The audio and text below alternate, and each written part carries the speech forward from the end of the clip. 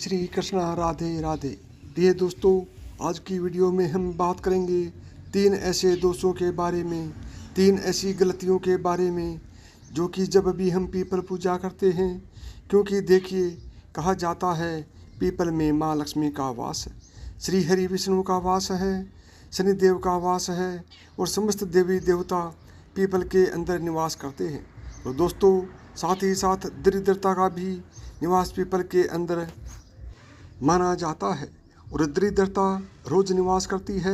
ऐसा नहीं है कि सिर्फ रविवार के दिन ही निवास करती है, उनका निवास रोज होता है, परंतु वो किस समय होता है और हम पूजा करते समय ऐसी कौन सी गलती करते हैं।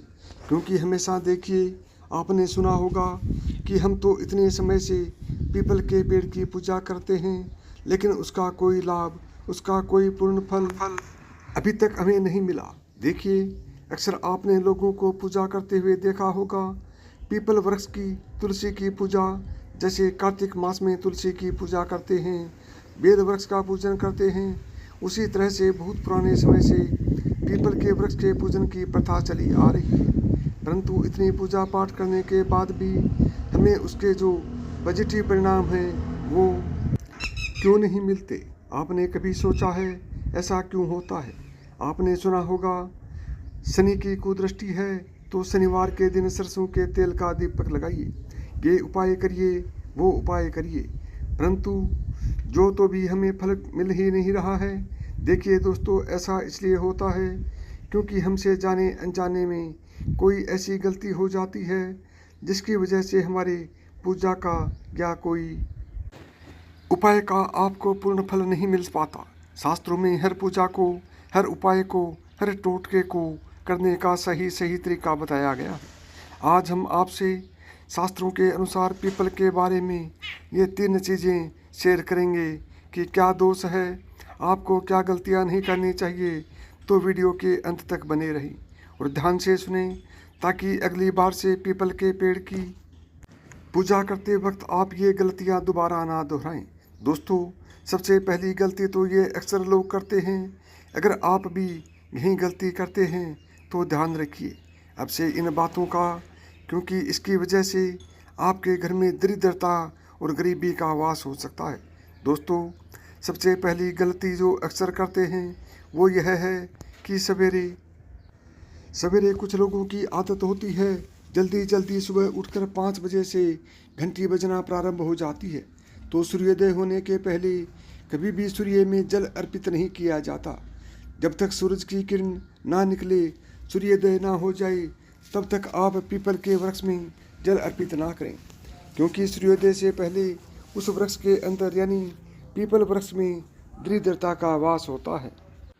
तो सबसे पहली गलती तो अक्सर लोग जल्दबाजी में यही करते हैं। नंबर 2, दूसरी चीज़, आप सभी को पता होगा, वनस्पति शास्त्र में मूर्ति पूजन से ज़्यादा जो वर्णन बतलाया गया है वो बताया गया है वनस्पति पूजन का। और भगवत गीता में श्री कृष्ण ने हमेशा कहा है कि जो महीने हैं उसमें मैं अघन मास हूँ, और जो वृक्ष हैं उसके अंदर मैं पीपल हूँ। यानी पीपल का दर्शन करना साक्षात श्री हरि विष्णु के दर्शन करना है, श्री कृष्ण के दर्शन करना है। तो देखिए, जब भी आप, क्योंकि कुछ लोग विशेष तौर पर शनिवार के दिन ही पीपल का पूजन करते हैं, तो कुछ लोग रोजाना पूजन करते हैं। तो दर्शन करना अर्थात पीपल के दर्शन करना मतलब श्री कृष्ण के दर्शन करना। और जब भी आप पीपल में जल अर्पित करते हो, वैसे तो कुछ लोग शनिवार के दिन ही करते हैं। जल अर्पित करने के बाद कुछ लोगों को आपने ज़रूर देखा होगा कि पीपल की जड़ों में उन्हें दबाते हुए, थोड़ा सा जैसे हम भगवान के पैर दबाते हैं, ठीक उसी तरह से कुछ लोग पीपल के जड़ों को दबाते हैं। तो कुछ लोग उन्हें टच करके मतलब गले लगते हैं। तो देखिए, हमेशा कहा जाता है कि जब भी आप तुलसी पूजन करें या किसी भी वृक्ष का पूजन करें तो उसे छुएं जरूर। अपने हाथों से उसका तन छू सकते हैं। जो भी आपके अंदर, क्योंकि इतनी वाइब्रेशन होती है आपकी पूरी बॉडी की, जब हाथ से उस वृक्ष को छूते हैं और अपने मन की मनोकामना कहते हैं, तो ऐसी भी कोई आपकी मनोकामना नहीं है जो भगवान पूर्ण न करे। तो इसलिए जब भी तुलसी पूजन किया जाता है तो कहते हैं कि तुलसी को छुआ जरूर जाता है। ठीक उसी प्रकार जब भी आप पीपल की पूजा करें तो उसे छुएं जरूर। शास्त्रों के अनुसार एकादशी और रविवार को तो हमें पीपल में जल अर्पित नहीं करना चाहिए। तो ये सारी जो बातें हैं अगर रोजाना आप कर रहे हैं तो रोज ध्यान रखिए, नहीं तो शनिवार के दिन तो आप विशेष ध्यान रखिए। जब भी आप जल अर्पित करेंगे उसके बाद में आपको पीपल वृक्ष को छूना जरूर है। छूकर अपनी मनोकामना जरूर बोलनी है। नंबर 3, इसके बाद एक चीज़ आपको विशेष तौर पर ध्यान रखनी है। केवल पूजा करने से, पीपल की पूजन करने से आपको उसका पूर्ण फल नहीं मिलता, क्योंकि बिना परिक्रमा के पीपल की पूजा अधूरी मानी गई है। ऐसा हमारे शास्त्रों में कहा गया है। जब आप पूजा कर देते हैं उसके बाद में आपको परिक्रमा जरूर करनी चाहिए।